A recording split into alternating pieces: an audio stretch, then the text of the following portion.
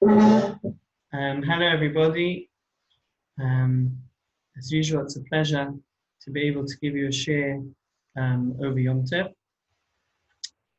The Torah says, when describing the mitzvah of Arba Minim, of taking the Lulav and the Esrog, the Hadasim and the Aravas, the Torah says the following: "Ulekachtem lochem bayim harishon," you shall take for yourselves on the first day. And then the Torah describes all of the 4 species that one has to take. And the pasuk concludes, "Usmachtem lifnei Hashem Elokeichem shivas yomim," that you shall rejoice before Hashem for 7 days. And there appears to be a contradiction in the pasuk, because the beginning of the pasuk says, "Ulekachtem lochem bayim harishon," you shall take the 4 species on the first day. And the end of the pasuk says, "Usmachtem lifnei Hashem Elokeichem shivas yomim," that you shall rejoice for 7 days. So is the mitzvah of the Arba Minim, is the mitzvah of taking the 4 species 1 day, or is it 7 days? And based on this difficulty, the Medrash explains that there are in fact 2 separate mitzvahs. There's one mitzvah in the whole world to take the Arba Minim, take the 4 species on the first day. That's what the pasuk is referring to at the beginning. "Ulekachtem lochem bayim harishon," you shall take the Arba Minim on the first day. And there's a separate mitzvah to take the Arba Minim in the Beis Hamikdash, to take the Arba Minim in the temple for 7 days. That's what the pasuk is referring to at the end when it says, "Usmachtem lifnei Hashem Elokeichem," you shall rejoice before Hashem. Where is the place which is before Hashem? That's in the Beis Hamikdash, that's in the temple. And that you shall do shivas yomim, that you shall do for 7 days. And the distinction between these 2 mitzvahs is recorded in the Mishnah in Sukkot on Daf Mem Aleph Amud Aleph. The Mishnah says, that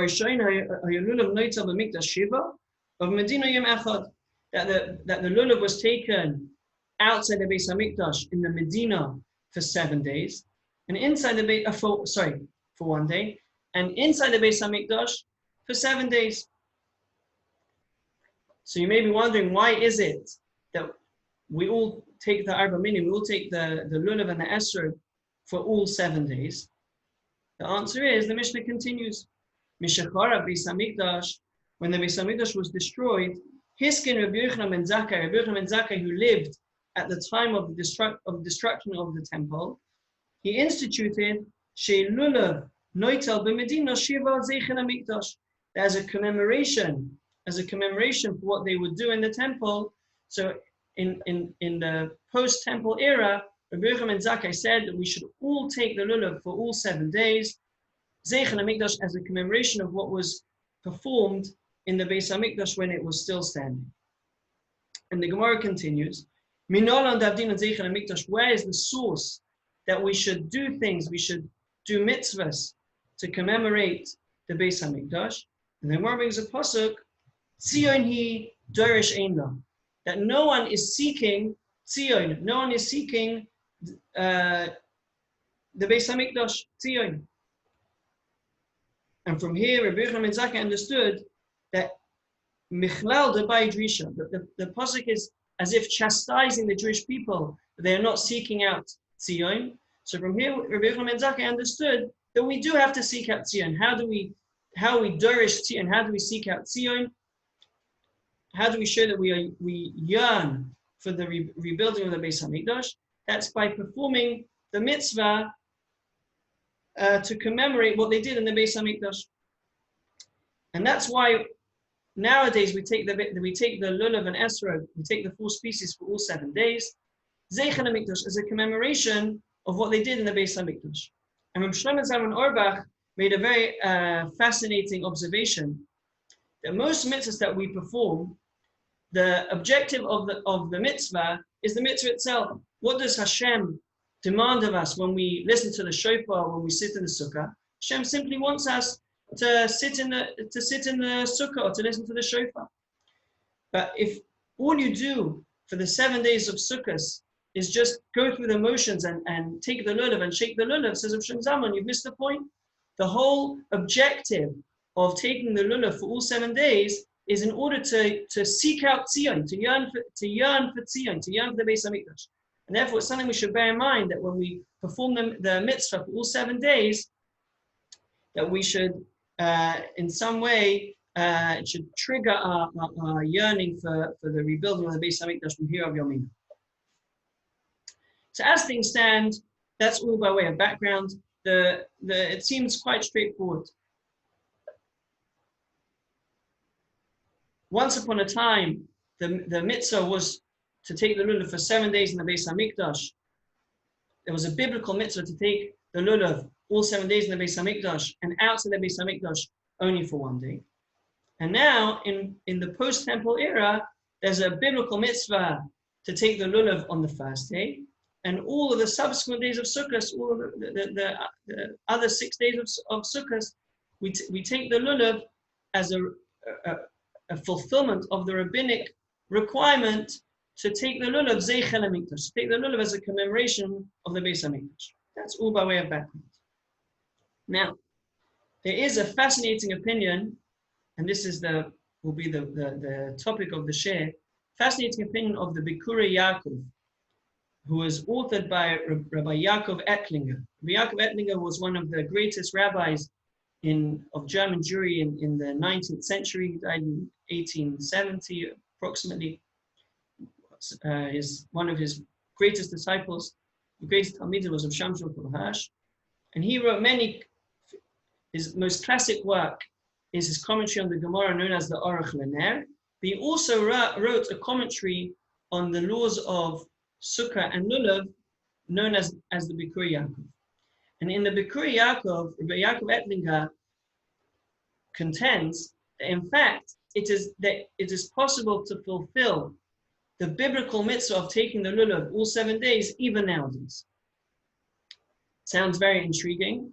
Let's explore this opinion, and it's based on the opinion of the Rambam. The Rambam doesn't say it explicitly, but the Bikurei Yaakov understood that according to the Rambam, there's in fact even nowadays a possibility of fulfilling the biblical mitzvah of taking the lulav of all 7 days. So if we return to the Mishnah that I mentioned just before, the Mishnah identifies 2 places. The Mishnah says that in the Mikdash, the lulav was taken for all 7 days, and in the Medina, the lulav was taken for only 1 day. So what is Mikdash and what is Medina?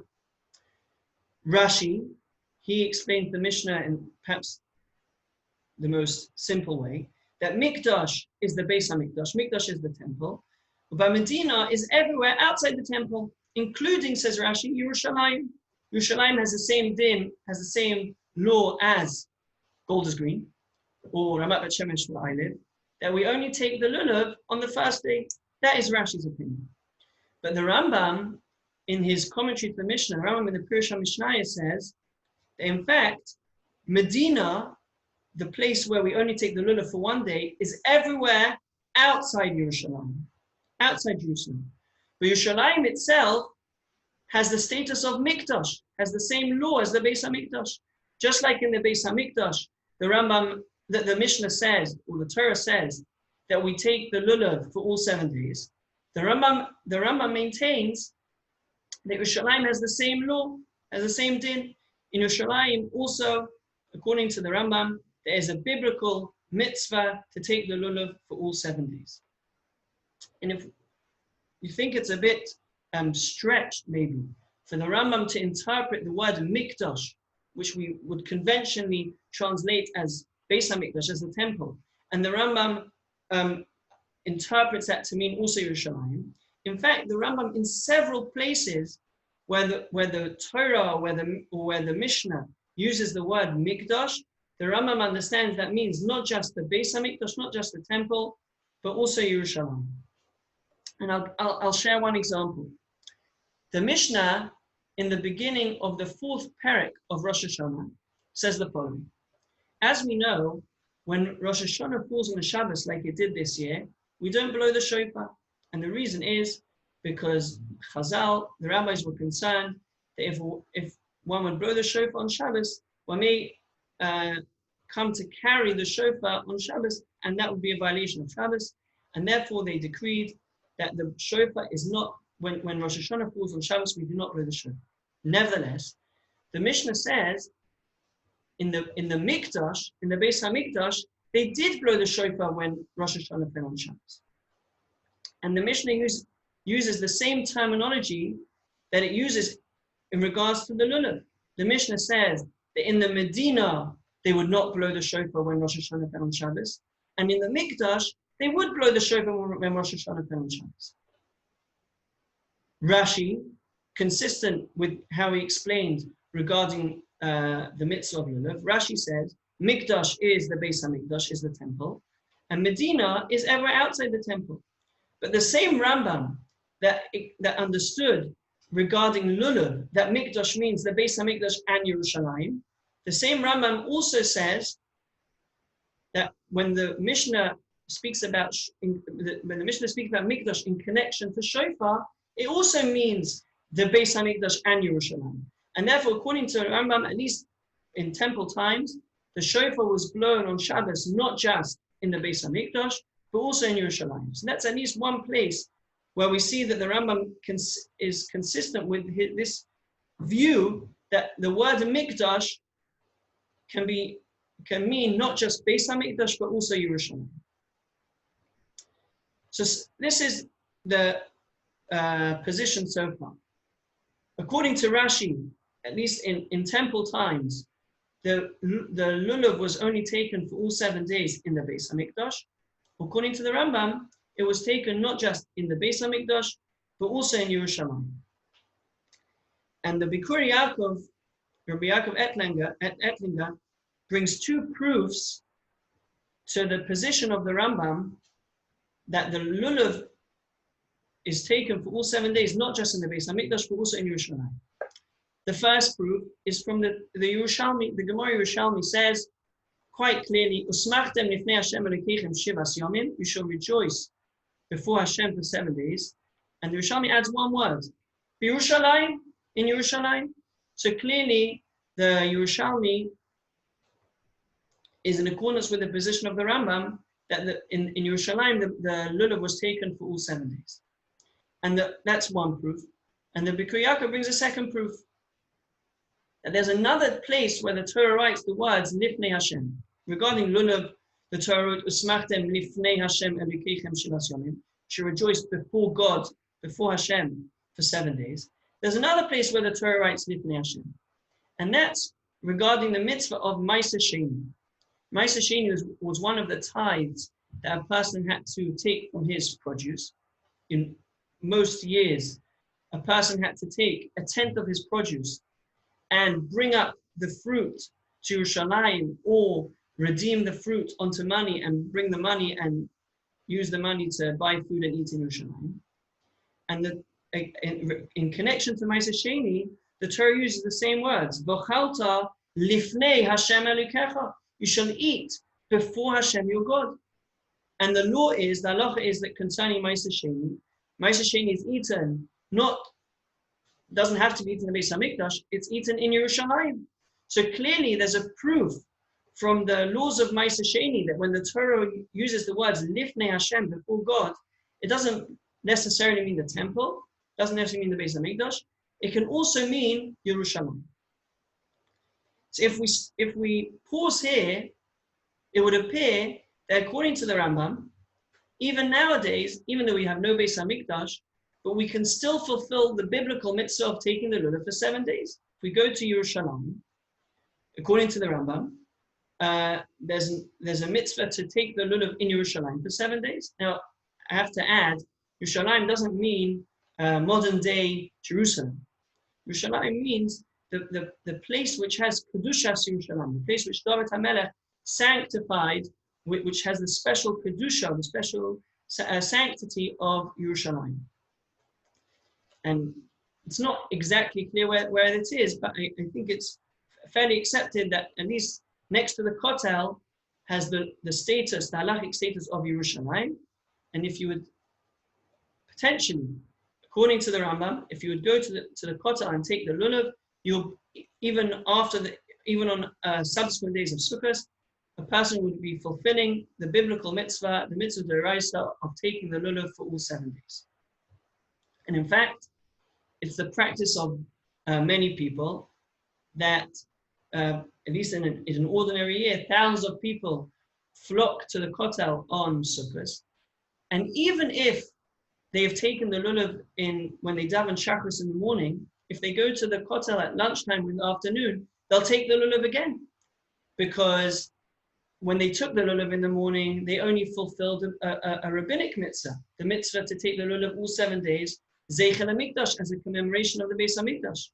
But now that they arrive at the kotel, they now have a new mitzvah, a mitzvah d'oraisa, a biblical mitzvah of taking the lulav for all 7 days. Now, obviously, they wouldn't recite a bracha, because according to Rashi, the mitzvah is, we can no longer fulfill the mitzvah is only in the temple.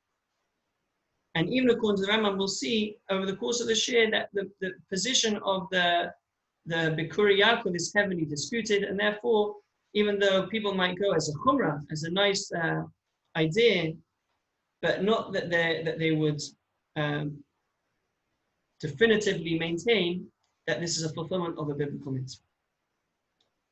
So that's so far. Potentially, according to the Bikuri Yaakov, according to the Rambam, there's a mitzvah to take the lulav all 7 days in Yerushalayim. One could fulfill the mitzvah even nowadays. However, before we arrive at that conclusion, there's another hurdle that we need to overcome. Because perhaps that which the Rambam maintains that in Yerushalayim one can fulfill the biblical mitzvah of taking the lulav for all 7 days, perhaps that was only in Yerushalayim at the time when the temple stood. When there was a Beis HaMikdash, with Kedushas Beis HaMikdash, there's a temple with the sanctity of the temple. There was Yerushalayim with Kedushas Yerushalayim.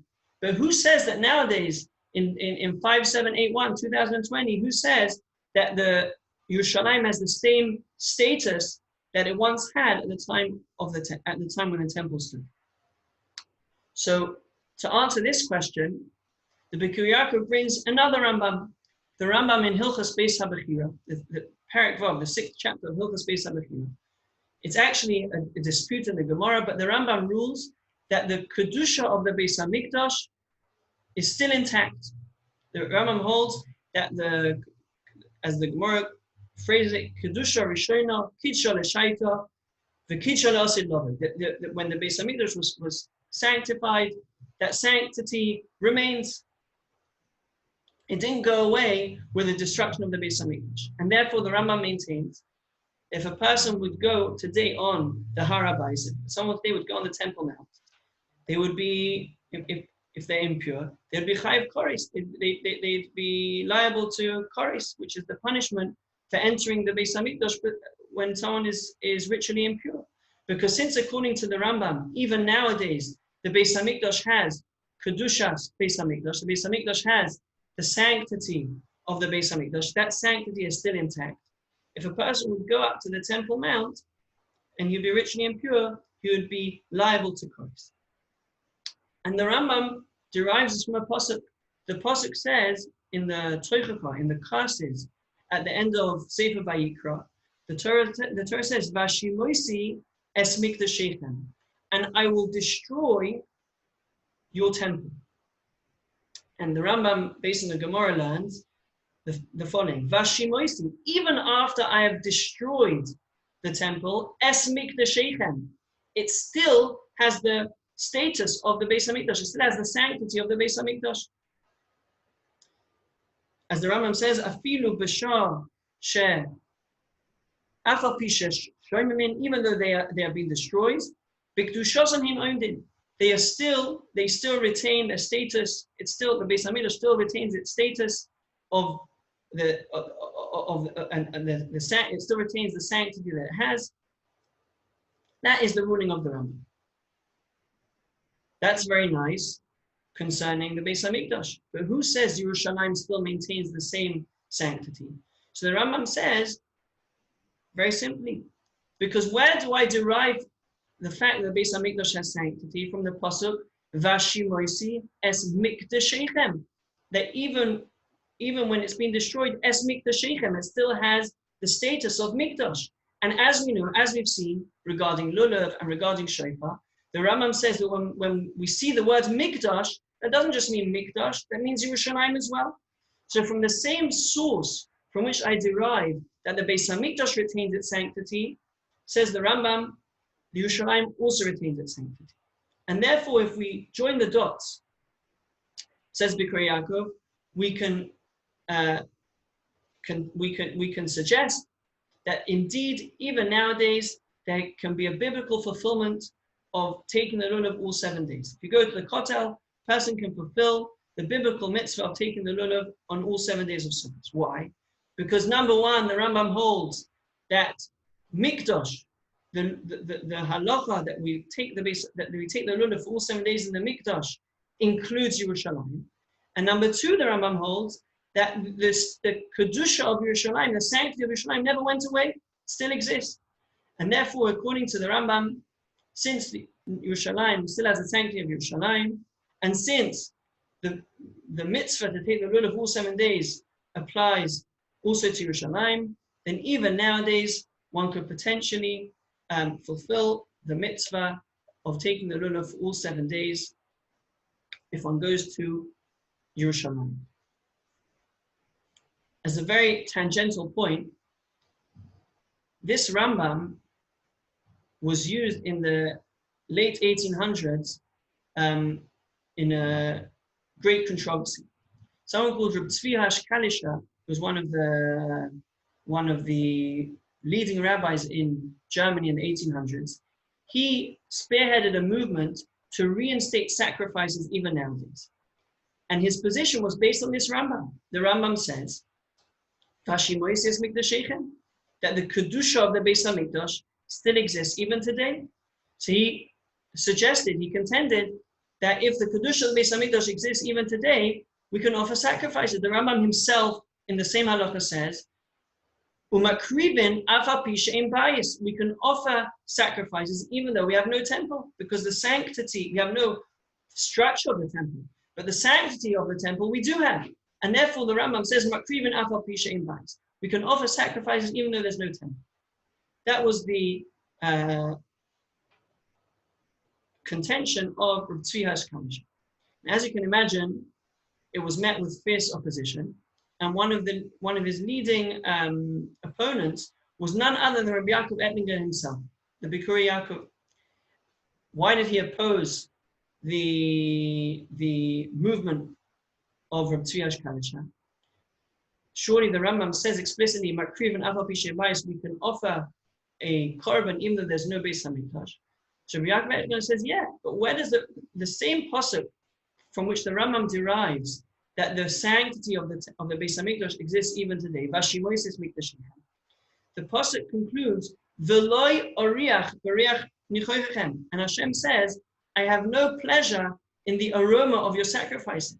Usually, the Torah describes the korbanos, the sacrifices, giving a reach nichoyach Hashem, a pleasant aroma to Hashem.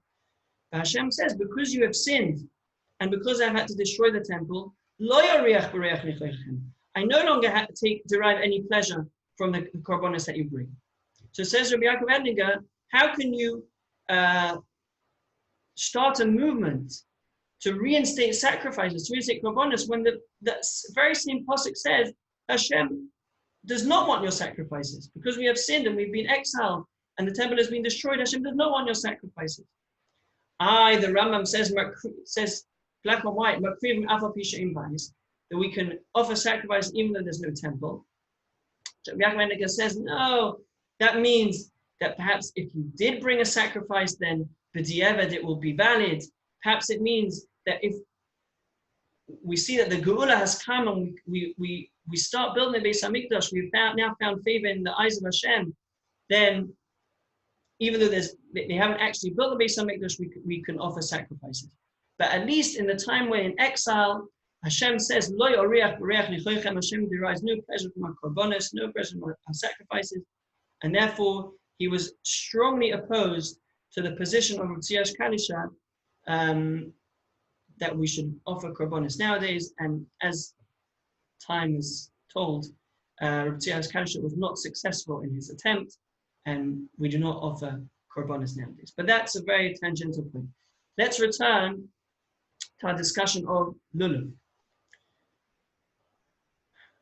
So again, to summarize, according to Rabbi Kuri Yaakov, according to Rabbi Yaakov Ettinger, nowadays, in 2020, we can go to Yerushalayim and fulfill the biblical mitzvah of shaking the lulav, of taking the lulav for all 7 days. The Or Sameach, Rameh Simcha Mitzvinsk, vehemently disagreed with the Bikuri Yaakov.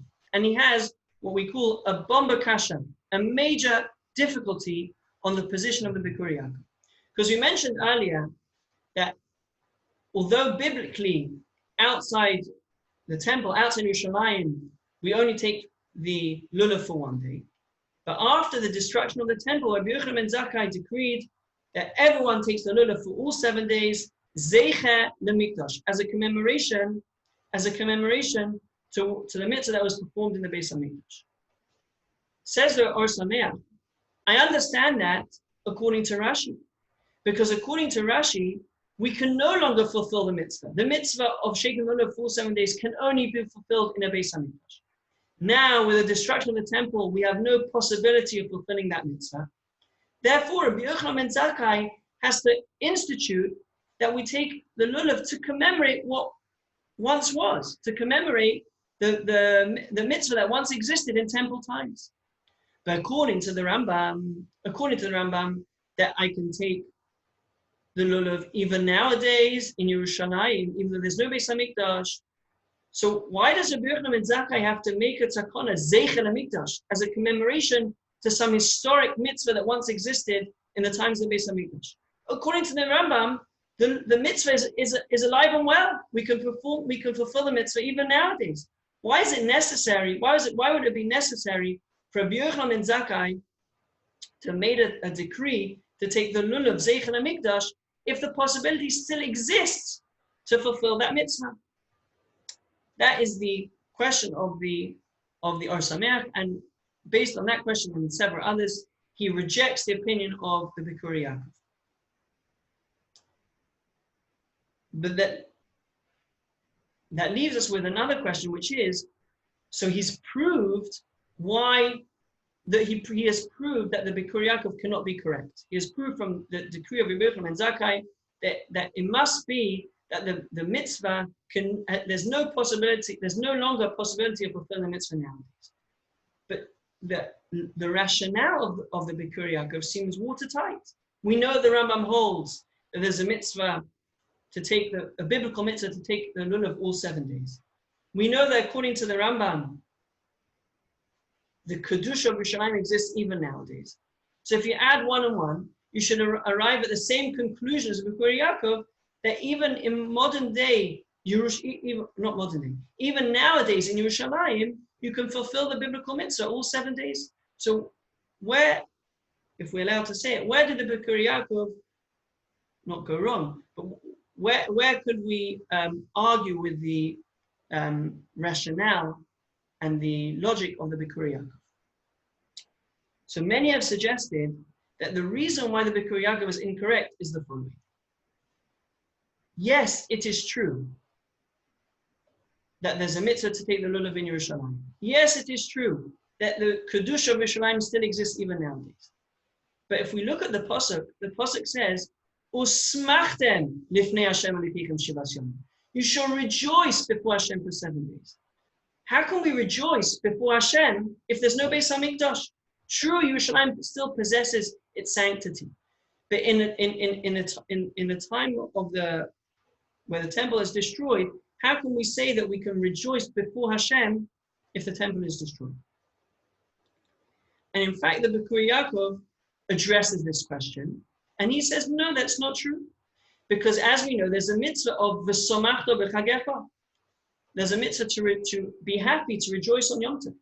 And says the Bikuri Yaakov, that mitzvah still applies even nowadays. So clearly one is able to rejoice, one is able to be happy in a post-temple era. If I'm allowed to humbly suggest that we can argue with the Bikuri Yaakov. The mitzvah of the Somachta B'Chagecha applies nowadays, because the mitzvah is purely v'samachta. Be happy. A person can be happy, even in a post-temple era, even after the Churban Beis Hamikdash. But the mitzvah of Lulav is not simply be happy. The mitzvah is usmachtem lifnei Hashem Elokeichem. You shall be happy before Hashem your God. Not just be happy. Be happy before Hashem. Be happy in the presence of Hashem. And we only feel the presence of Hashem. We can only experience the rejoicing of lifnei Hashem when the Beis Hamikdash still exists. But now in the post-temple era, we are not able to experience what the Torah demands from us of usmachtem lifnei Hashem Elokeichem. Perhaps that's why we can argue the Bikurim Yaakov and we can suggest that even though, according to the Rambam, Bizman HaMikdash, at the time of the Beis HaMikdash, the Lulav was indeed taken all 7 days in Yerushalayim, but that's only because at the time of the Beis HaMikdash, one can experience of Usmachtem Lifnei Hashem Elokeichem in Yerushalayim. In the post-temple era, even the Rambam will tell you, even the Rambam will agree that it's impossible to fulfill the biblical mitzvah of taking all 7 days, since after the destruction of the Beis Hamikdash, we can no longer experience what the Torah requires, the requirement of the Torah of Usmachtem Lifnei Hashem Elokeichem, to rejoice before God. Before I conclude, just maybe summarize what we've seen until now, and then make one final point. The mitzvah of taking the lulav in most places in the world is only biblically for 1 day. There is a biblical mitzvah to take the lulav all 7 days. According to Rashi, that mitzvah exists only in the Beis Hamikdash. According to the Rambam, that mitzvah applies even in Yerushalayim. We now see a further discussion within the opinion of the Rambam that one can fulfill the mitzvah in Yerushalayim. Is that only true Bizman HaMikdash? Is that only true when the temple stood? That's the opinion of many, perhaps the majority of poskim, of opinions. And we've seen the opinion of the Bikurim Yaakov that according to the Rambam, that mitzvah, that one can fulfill the mitzvah of taking the lulav all 7 days in Yerushalayim, even nowadays. Just to conclude with one final point, which is a bit of a twist in the whole sugya, a bit of a twist in the whole debate, which is the opinion of Rav Moshe Feinstein. Rav Moshe Feinstein says that, in fact, according to the Rambam, even when the Beis Hamikdash stood, even when we had a Beis Hamikdash, according to the Rambam, the mitzvah can only be fulfilled in the Beis Hamikdash itself and not in Yerushalayim. And in fact, it's a bit of a mystery, because even though we said earlier that the Rambam in Pirush HaMishnayos, the Rambam in his commentary to the Mishnah, says that the word Mikdash means Beis Hamikdash and Yerushalayim. But when he codifies the halacha in the Yad HaChazaka, when he codifies the halacha in the Mishnah Torah, he just says the word Mikdash. He doesn't articulate Mikdash and Yerushalayim. And if you look in other places, if you look in the laws of Shofar, when the Rambam told us that you blow the shofar on Shabbos in the Beis Hamikdash and Yerushalayim, the Rambam said quite clearly that you blow the shofar on Shabbos in the Beis Hamikdash and Yerushalayim. So why did the Rambam not articulate that point also regard to lulav? Perhaps that's an indication, like Rav Moshe Feinstein, that in fact the Rambam never held, even Bizman HaMikdash, even when the temple stood, according to the Rambam, the mitzvah, the biblical mitzvah of taking the lulav all 7 days was only in the Beis Hamikdash and not in Yerushalayim. The Rambam in the Pirush HaMishnayos, only in the commentary to the Mishnah, says that Mikdash means Yerushalayim as well. Rav Moshe Feinstein says that's a Ta'os Sofer. That's a mistake. The Rambam could never have meant that Mikdash means Yerushalayim. And he has what he feels is an ironclad proof that the Bizman HaMikdash, the biblical mitzvah, was only in the Beis HaMikdash and nowhere else. And his proof is from the following Mishnah. The first Mishnah in the fourth parak of Sukkot details what would happen when Sukkot fell on Shabbos? When Sukkot fell on Shabbos, people would want to shake the lulav in the Beis Hamikdash. They would want to come to the Beis Hamikdash to shake the lulav. The problem is they couldn't carry, due to the prohibition of carrying on Shabbos, they couldn't carry the lulav from their homes to the Beis Hamikdash. So the Mishnah describes what they did. They would bring their lulavs to the Beis Hamikdash before Shabbos. And then on Shabbos, they would come and take their lulav. The problem was that there were thousands, maybe tens of thousands of lulavim and esrogim and arba minim, sets of arba minim in the Beis Hamikdash. And the law is that definitely on the first day and perhaps in the Beis Hamikdash all 7 days, the arba minim you have to own the arba minim. You can't use someone else's arba minim.